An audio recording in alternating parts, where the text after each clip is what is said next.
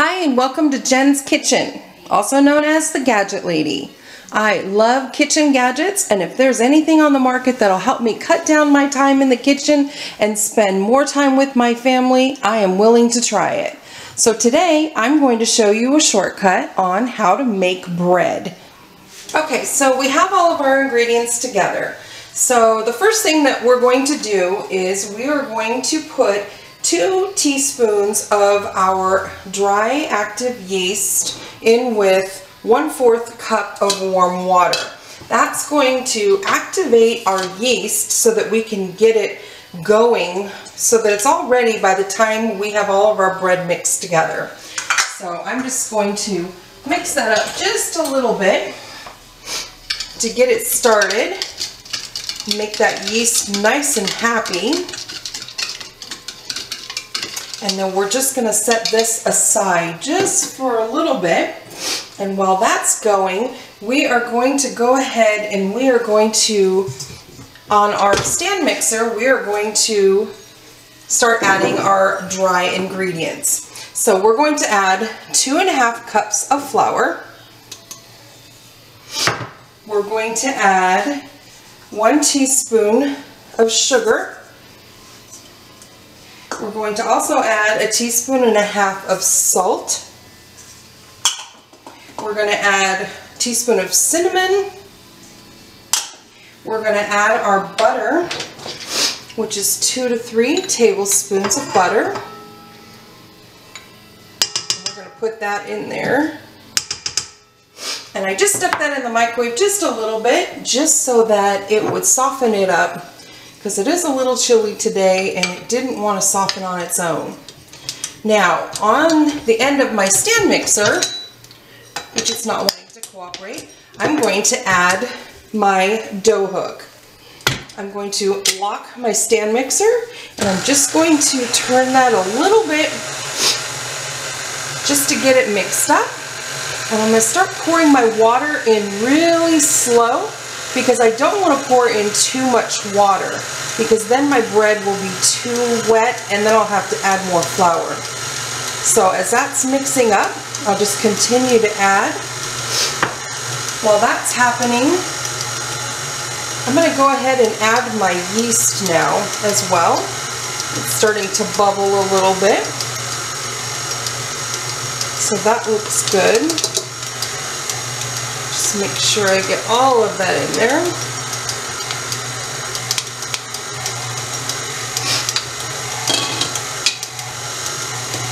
I'm going to add a little bit more water, and I'm going to use just a small rubber spatula just to push down the sides to incorporate all of those dry ingredients to get mixed up really good in with my wet ingredients.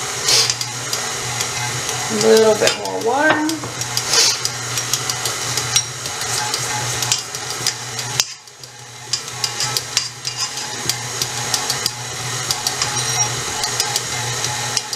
Alright, and now I'm going to gradually turn up the speed on my stand mixer, because I want that to knead the dough as well.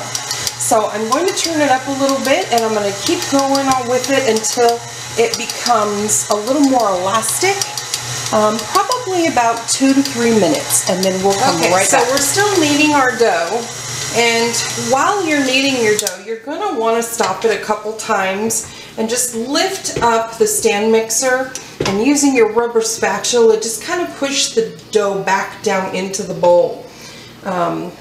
This is just so that the dough hook can go back into it, and it gives you a chance to make sure that you got everything down in the bottom. And you just want to do that a couple times. So we're just going to turn that back on for another minute.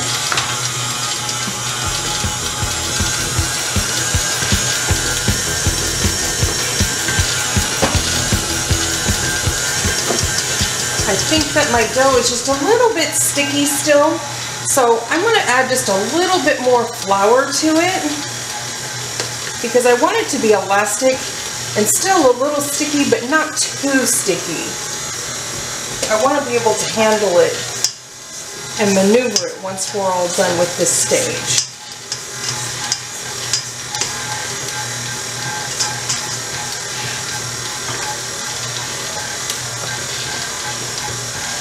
Let me kind of give you a look so you can kind of see what I'm talking about. So see, we're just trying to incorporate some of that stuff down there at the bottom.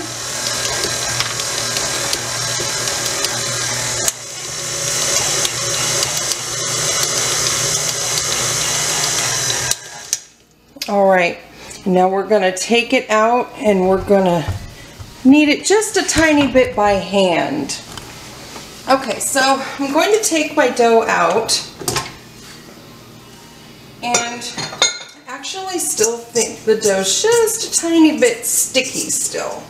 So I'm going to add a little bit more flour to it as I'm taking it out, and just a sprinkle over it.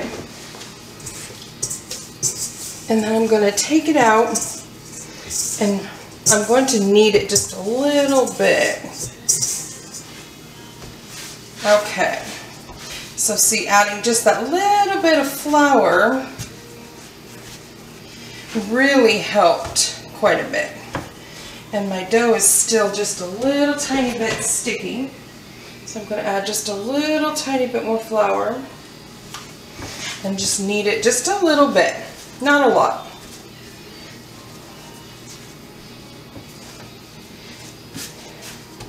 And now what I'm going to do is I'm going to just put my dough in a ball like this. I'm going to clean out my bowl a little bit here, and I'm going to add some oil to this bowl. And what I'm going to do is I'm going to put this in my bowl and cover it for about 30 minutes. And I just used coconut oil spray. You can use any kind of cooking oil you like. You can use olive oil. You can use whatever kind of oil you want. But basically you're going to put your dough in there, roll it around just a tiny bit so that you can get the oil all over it. Just leave it in the bottom just like that. We're going to leave it on the counter. We're going to take just a kitchen towel. We're going to place it over top of it just like that, and we're going to let that sit for about 30 minutes till it doubles in size or rises to almost double in size. So I'll be back as soon as that's done. Okay, so we've let our bread rise for another 30 minutes in the glass bread pan, which I have sprayed the inside with cooking oil. I also chose to add some saran wrap to accelerate the rising of the dough. So now we're just going to take a little bit of melted butter and just kind of sprinkle it on the top here, brush it on a little bit, and this is going to help brown the top of our crust while the bread is baking. So I'm going to go ahead and place this. This is ready now to go into the pressure cooker. And if you notice, this is a regular size glass bread pan, and it fits perfectly just inside my pressure cooker. And that is because I chose to purchase the 10-quart pressure cooker. There are several different sizes out there depending on your needs. I have a large family, and for me, the larger size pressure cooker definitely met my needs, and I can cook multiple things at a time with the larger one. So that's why we chose that. Now I'm going to go ahead and I'm going to add water around the bottom, and in just a minute I'll show you exactly what it looks like inside. It looks like I'm going to need just a little bit more water.